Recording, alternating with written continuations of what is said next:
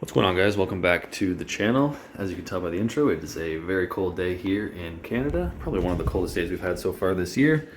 Sun's just starting to come up, just about to hit the panels. Yesterday we had a pretty good day as far as solar. Got a good couple hours on the solar panels on the EG4. This thing's been running since about 4 this morning. As you can see, we got a bit of frost building up on it. Nothing too crazy, but it is still working good at minus 17, which is right around 0 Fahrenheit, I believe. But we are losing temperature. We're starting to kick into the 90s here as far as output. But it has ramped down a little bit. That's at 480 watts. Indoor temperature is currently 73 and we're set to 75. So things are actually working pretty good considering the temperatures outside, but it definitely is starting to taper off as far as output temperature. As you saw in the intro, I am running the furnace today. This thing is running, it is putting out heat, but it just can't keep up with the amount of heat the house is losing at this current temperature. Okay, so I shut the furnace off a couple hours ago. I let the EG4 take over for a bit. The sun has also come up, so we have the green solar indicator lit as of now. As you can see, we've got a bit of clouds going on today, but the panels are just starting to get some sun. There is a bit of frost on them, like those panels over there in the yard, but they're working pretty good. Still have some frost on the outdoor unit, nothing too crazy. Outdoor humidity is pretty low today.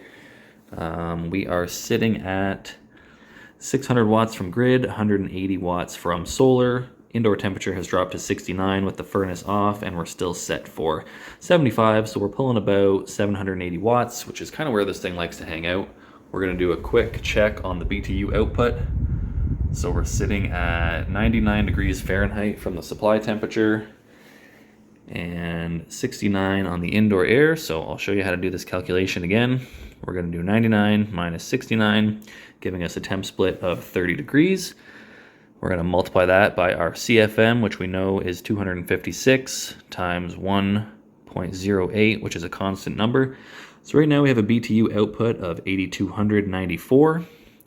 So we are going to change that to watts by dividing it by 3.41, giving us 2,400 watts.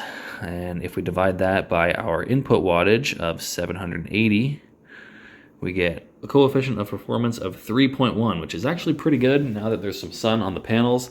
I did this last night around the same temperature and I got 2.7, so that is a little bit improved. Things are doing a little bit better as far as efficiency with some sun on the panels, no loss through the inverter, just a straight DC to DC. And we do have some other good news, guys. I told you in the last couple of videos, Enbridge had been estimating the meter, so we finally got a meter read here for January. I get the bill on the 15th, and today is the 15th, so we actually did really good. Now, I would kind of take November and December, call it an average. That would work out to about 90 cubic meters per month, but you can see over last year, we're way down, 217 cubic meters of usage for January, or what Enbridge calls January, so that translates to a $42 bill, which is pretty good. There again, 217 versus 32. Now, obviously, it's not quite that low. We have to take an average, but that's pretty good. I'm okay with that. Here's the breakdown once again. $24 customer fee. Thank you, Enbridge. Couple dollar delivery. $5 in actual gas, plus the $191 cost adjustment for the total of $42. All right, guys, well, it looks like we're going to lose our sun for a little bit here. The clouds are starting to roll in, but we're still doing okay, making 330 from solar, 440 from the grid, and we're still pumping out a very nice 101 degree supply temperature. Just checked the COP again, and we got a calculation of 3.01, so very good overall, I would say, for the EG4. This is a 12,000 BTU. I know some of you guys ask me that. I don't always mention it, but it's a 1 ton. It's doing really good for being a non-cold weather heat pump. Like I said in the last video, it doesn't have a pan heater. It doesn't have an external crankcase heater, but it's doing really well. I think if you were off-grid and you had a little bit smaller space, you'd have no trouble heating your whole place with this. I'd probably have a wood stove for backup for the really cold days, but for me, it's working great. I am going to be switching to the gas a little bit more in the next couple days because it is going to be very cold.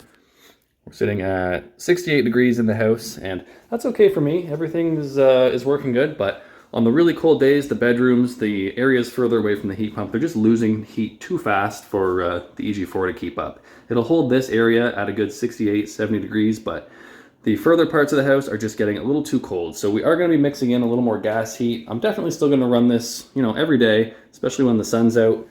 When we're really only paying for that 420 watts of grid, there's no reason we shouldn't be using it. So I'm going to pop outside here, give you a little clip of the heat pump running, hopefully stick around long enough for a defrost cycle, and we'll go from there. The EG4 is humming along nice and quiet as usual. We've got lots of ice down here. This is obviously from our defrost cycles. We've got a bit of heat here in the service valves, sitting around 60 degrees Fahrenheit, give or take. Looks like we're kicking out about minus 10 degree discharge air out of our evaporator coil. Outdoor unit becomes the evaporator in the heat pump cycle. There's a little bit of heat behind that front panel. That's where our compressor sits. And yeah, I'm gonna get inside. Looks like the supervisor's keeping an eye on us once again. Well guys, we finally did it. This is the first time this winter, I think, that this thing is heating 100% off grid. We're pulling all this from solar right now. No power from the utility whatsoever. So this is where it all feels worthwhile. Even though it only is for a couple hours a day, we are heating the house 100% free with an outdoor temperature of about minus 15. Well, we had to wait pretty much all day for it, but we are in defrost mode. H5 indicates a defrost cycle. I've got the unit open so you can see how cold it is. We're sitting at around 20 degrees Fahrenheit on the indoor coil, and the indoor fan is shut off anytime it goes into defrost. The indoor fan shuts off just to keep all that cold from spreading out to the rest of the house. They don't really want to distribute that. In defrost, this thing does use anywhere from 700 to 800 watts. We're sitting around 720 right now, so that's nice to see.